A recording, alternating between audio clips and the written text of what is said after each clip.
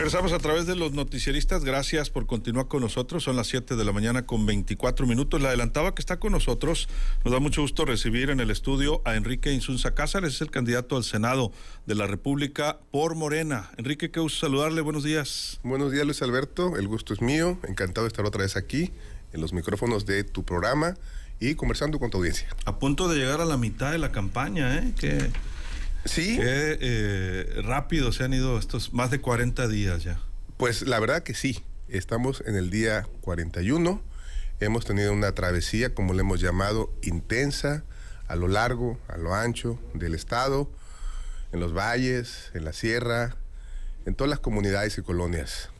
Nuestro propósito es visitar el mayor número de sinaloenses que podamos, y así hemos concebido nuestra estrategia con la gente. Okay. Hoy mismo, en el día 41, como sabrás, mi compañera Imelda Castro, ella tiene responsabilidades en el Senado, los martes y los miércoles, y este día yo estaré visitando las sindicaturas de Imala y de Sanalona, aquí en Culiacán, y la colonia Renato Vega Amador más tarde también. De acuerdo. Sabemos que hay propuestas, pero además de las propuestas, ¿qué es lo que se ha recogido? ¿Qué solicitudes son las más importantes que se han recogido en estos 40 días hasta hoy? Lo primero que yo apuntaría es que la gente está informada. La gente ha expresado que aprecia, conoce los resultados de este primer gobierno de Cuarta Transformación, el gobierno de Andrés Manuel López Obrador, y en el estado el gobierno de Rubén Rocha Moya. Esa es la primera cosa que escuchamos. Y por supuesto nos piden que hagamos todo para que este tipo de política, este tipo de orientación de gobierno continúe. Y claro que hay aspectos que admiten y requieren mejoría. Los escuchamos todos, es el propósito de esta travesía, escucharlos. Y generalmente tienen que ver con el entorno, con la parte más inmediata, que es donde viven las personas, su comunidad, la calle, el parque, la iluminación, alumbrado.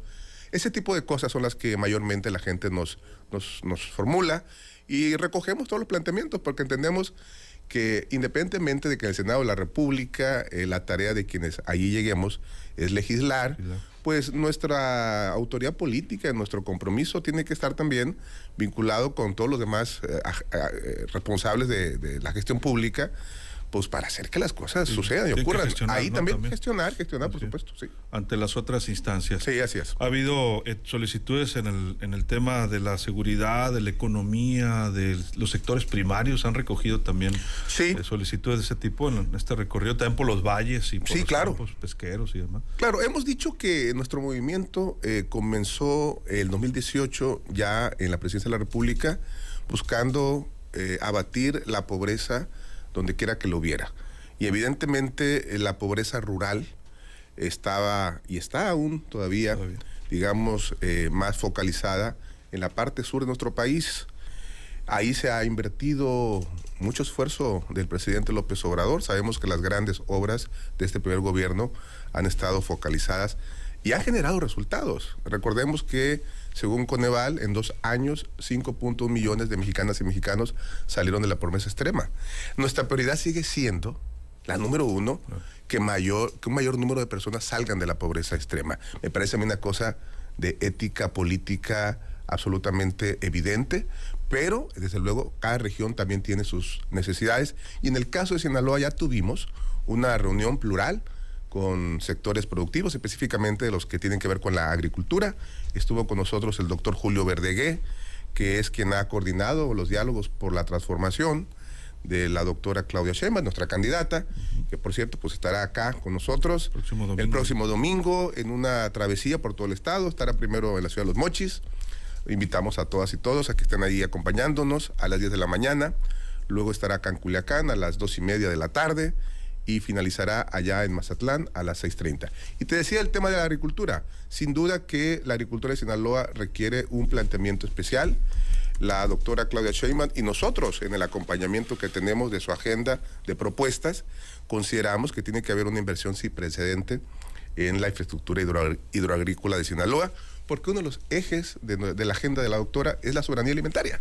Y la soberanía alimentaria pasa indefectiblemente por Sinaloa. Tema del agua. El tema del agua es vital, ahora que sí.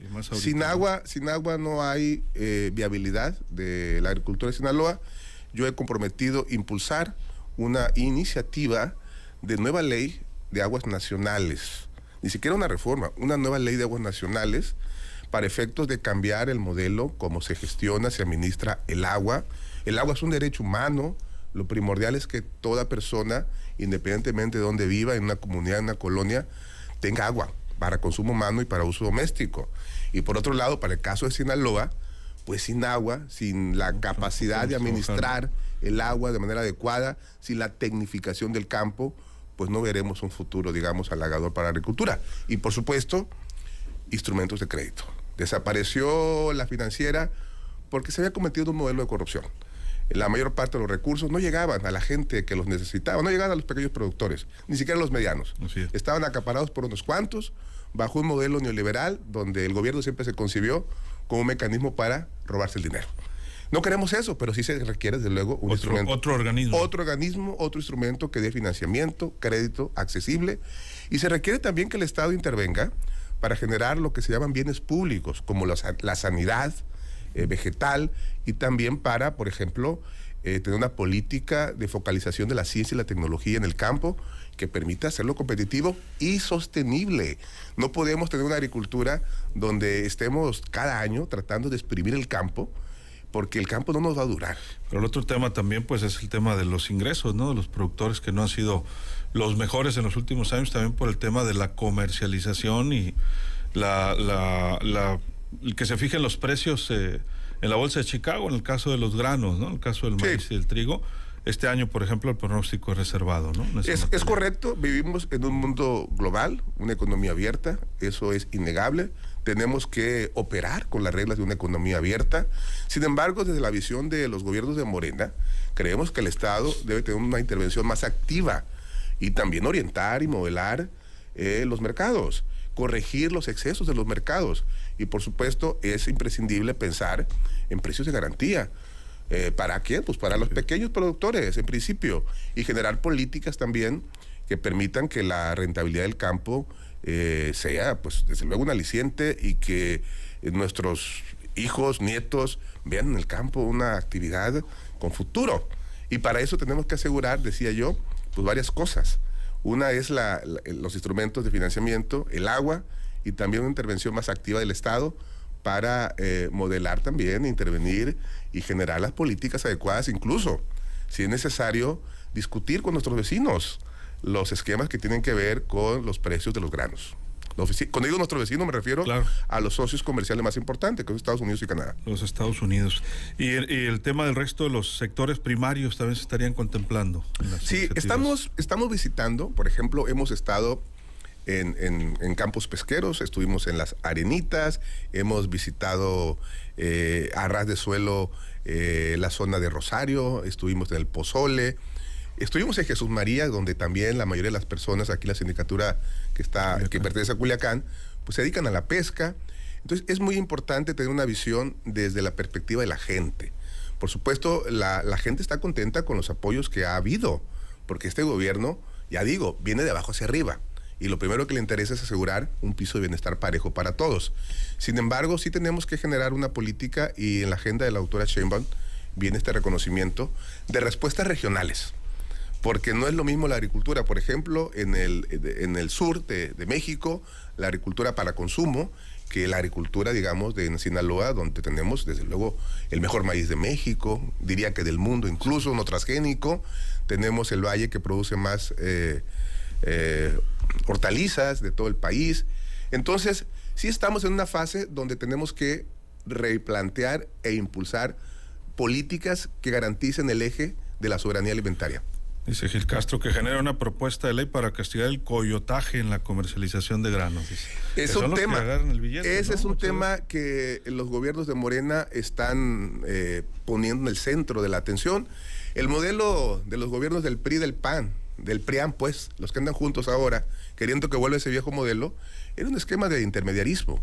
Las políticas del presidente López Obrador van dirigidas justamente a eliminar esos agentes intermediarios que propiciaban estas cadenas de corrupción. Los programas sociales, por ejemplo, se entregan directamente, se bancarizan, y la idea acá es, desde luego, que haya fomentar el asociativismo y que haya una correspondencia, digamos, donde el principal beneficiario de los precios, porque al final los precios al consumidor llegan altos, pues es el que los produce al final del día. Entonces, eliminar estos esquemas de los intermediarios, de los famosos coyotes. ¿Qué otras iniciativas están considerando para cuando lleguen al Senado, si se recibe el voto de la ciudadanía, en este caso para esta fórmula? Yo traigo un compromiso bien específico. Traigo muchos temas. Vamos a acompañar toda la agenda que requiera la doctora Claudia Sheinbaum para poner el segundo piso de la Cuarta Transformación. Pero yo considero que una característica de los gobiernos de Morena, lo que la gente pide, lo que la gente valora en Morena, en el presidente López Obrador principalmente, como el líder indiscutible de nuestro movimiento, es la honestidad. Tenemos que combatir la corrupción. Ya tengo redactada una iniciativa para reformar el Código Penal Federal y la Ley General de Responsabilidades Administrativas, a efectos de que el Código Nacional de Procedimientos Penales, a efecto de que los delitos de corrupción no tengan salidas alternativas y tengan penas que impliquen en todos los casos privación de la libertad para los corruptos. Que haya cárcel. Pues sí, que haya cárcel, porque no hay otra manera de terminar con esa lacra. Creo que es una exigencia de este segundo gobierno y me parece que es importantísimo. ¿Qué se modificaría Creo que el Código Penal Federal, la Ley General de Responsabilidades Administrativas y el Código Nacional de Procedimientos Penales, para eliminar esta duplicidad de que una misma conducta constitutiva de un hecho de corrupción tenga el carácter de falta administrativa y tenga el carácter de delito, porque esto es lo que propicia la impunidad, porque de acuerdo con nuestra Constitución, un hecho no puede ser sancionado 2 veces. Y ocurre, y creo que así se diseñó, fue en el gobierno de Peña Nieto, se diseñó este mecanismo para efectos de generar lo que estamos generando ahorita, lo que se está viendo, impunidad, el caso de Rosario Robles, por ejemplo. Y que implique pues una homologación en los estados, obviamente. Desde luego que sí, desde luego que sí, y por supuesto también reformular el Sistema Nacional de Justicia. Tenemos un sistema de justicia donde el Poder Judicial Federal tiene solito prácticamente el doble de todos los recursos que tienen los poderes judiciales de los estados. Yo fui 11 años prácticamente presidente del tribunal, sé de lo que estoy hablando.